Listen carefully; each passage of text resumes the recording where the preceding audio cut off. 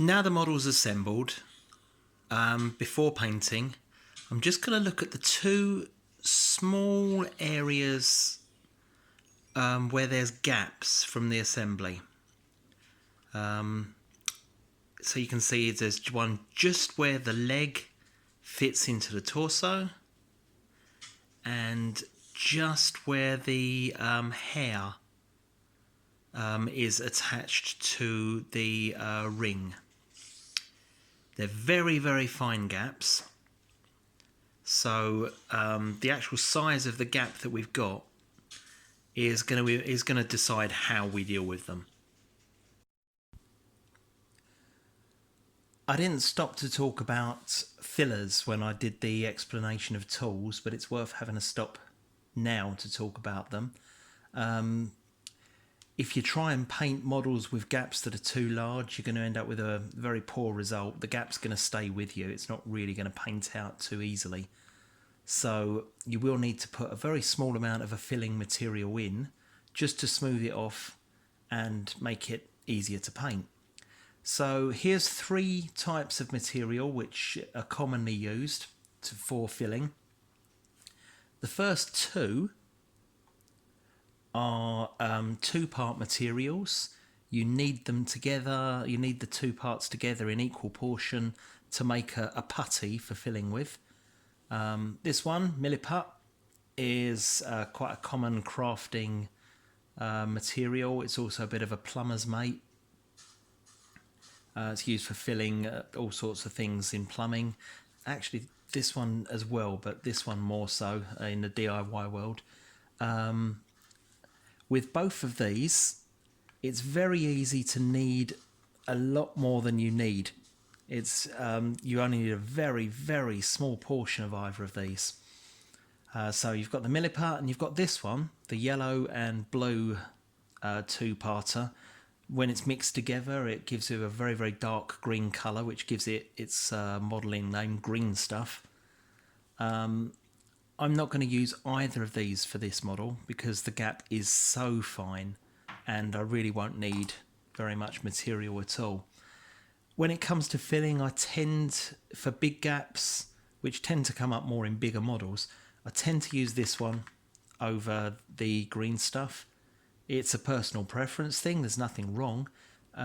It's just that this I find a little bit easier to work in. The green stuff is a fantastic modelling material.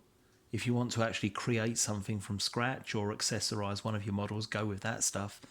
But it's very sticky and you'll need a small amount of water just to keep it off your hands and your tools.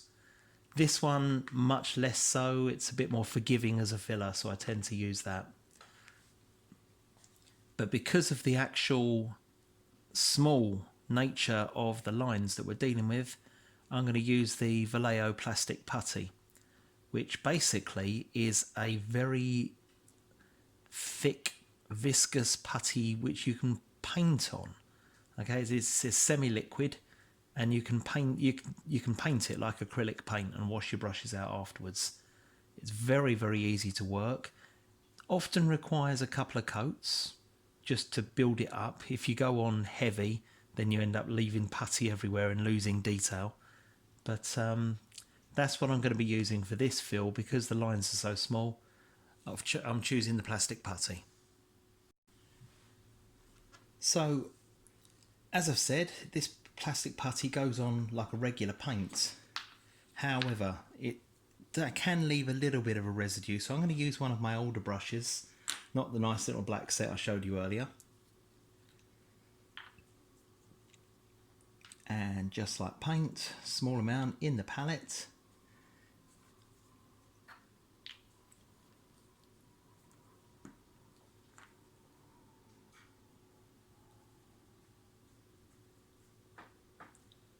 Don't drop all the water straight in.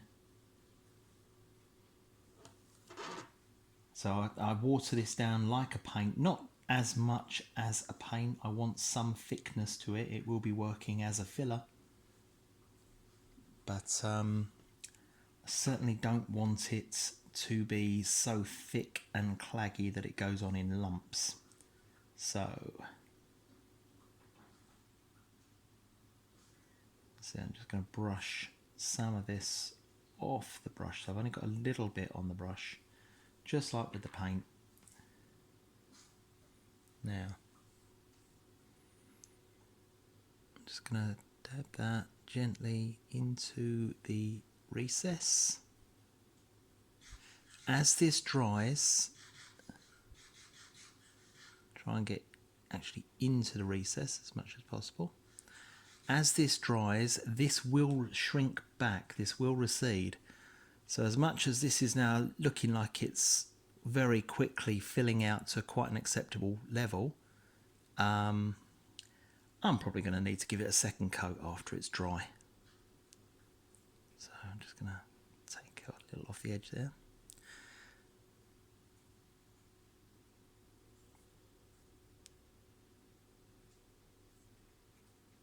Okay, so I'm just, with my finger there, I was just brushing back some of the excess. I don't really want to lose any of the detail, and I just want to fill the gap. So,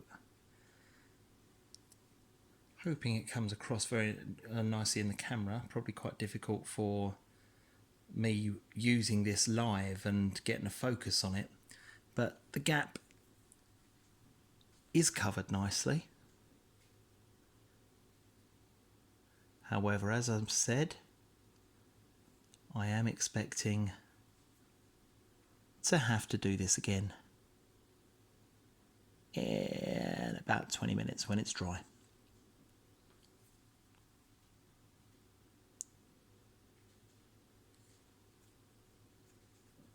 Okay.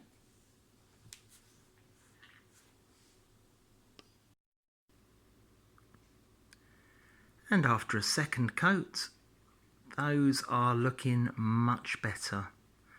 Now I've noticed, as you might have, in these close-up shots, there's a tiny little stub of sprue just at the top of the leg there, on the torso. I'm going to bring a knife to that to tidy it up. But generally speaking, this model, once I've dealt with that tiny little stub of sprue, ooh, tiny little filler there perhaps. It's amazing how you can think you're done, then have a careful second look at the model,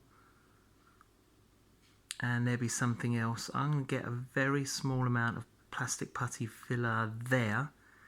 Between the legs, we've got a little bit of gapping again.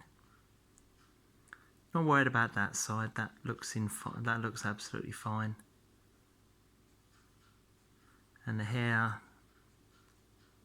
the join there is absolutely fine now as well. Try and get that focused for you if at all possible. Yeah, that join is absolutely fine now. But yep, a touch more plastic putty just on the one gap. One little bit of tidy up on the hip, and I think we're good.